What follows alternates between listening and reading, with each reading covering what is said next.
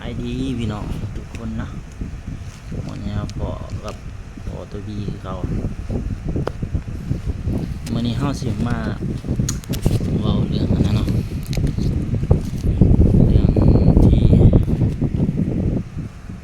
เฮาขึ้นมาไทยเนาะ มาเป็นจังได๋เฮาคือได้ขึ้นมาไทยเนาะจะกลมลายติโดคือว่าเนาะตัวตัดปีได้ว่าครับไปเฮียนบ่จื้อมันเด้อเนาะคือค่อยได้ไปเฮีย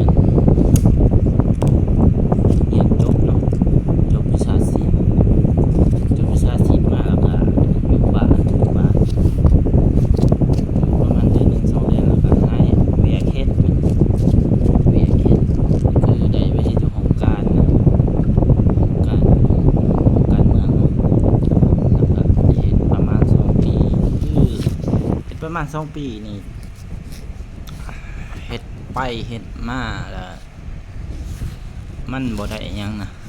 เป็นอาสาเนาะเป็นอาสาสมัครคือเฮ็ดพี่แบบว่าบ่มีเงินให้บ่มีค่าน้ำมันก็บ่มีเนาะค่าต้องได้ค่ากินค่ายาค่าน้ำมันต้องได้เสียเองก็เลยตัดสินใจบัดนี้ตัดสินใจได้บอกพ่อแม่นะได้บอกพ่อแม่ว่าข้อยอยากเฮ็ดเวียกอยากไปไทยเด้อเพราะว่าอยู่ไปมันบ่ได้หยังได้บอกเพิ่นอย่างนี้ก็เพิ่นก็บ่อยากให้ไปอะนะก็แนวเพิ่นอยากให้เฮ็ดเวียกเนาะก็เลยอธิบายสู่เพิ่นฟังว่ามันอยู่ไปมันก็คือสิบ่ได้หยังก็บอกว่ามาเฮ็ดเองได้ดีกว่าอย่างน้อ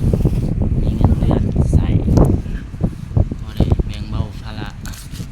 ผู้บริโภคเงินเจ้าว่าซั่นซะก็เลยขึ้นมาบัดนี้ขึ้นมาแล้วก็อยู่หลายๆปีเติบอยู่ประมาณ2-3 ปีก็บ่ได้หยังเนาะพอได้แต่ซื้อกินนี่แหละเฮ็ดเวียกค่ะก็ได้ฝากให้เพิ่นฝากอยู่ฝากพ่อแม่อยู่เนาะว่า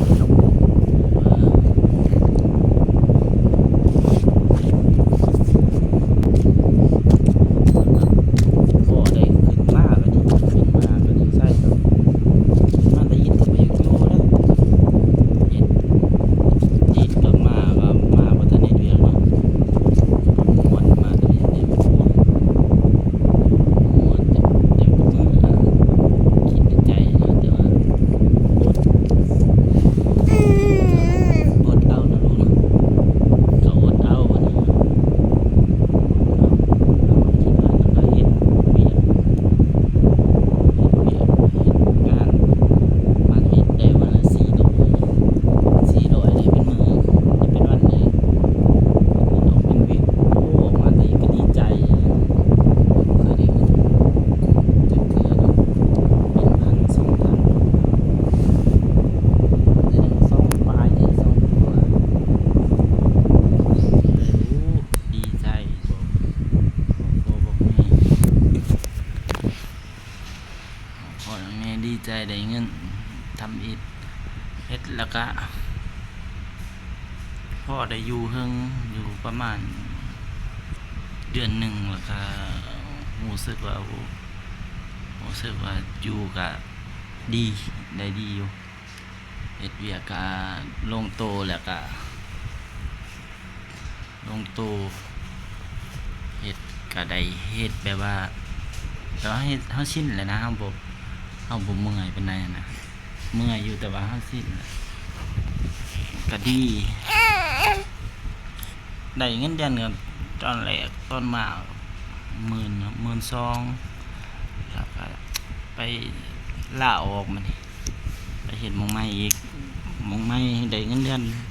13,000 14,000นี่แหละถามว่าพอได้พอกินบ่พอกินแล้วก็กุมกินอยู่ก็เหลือ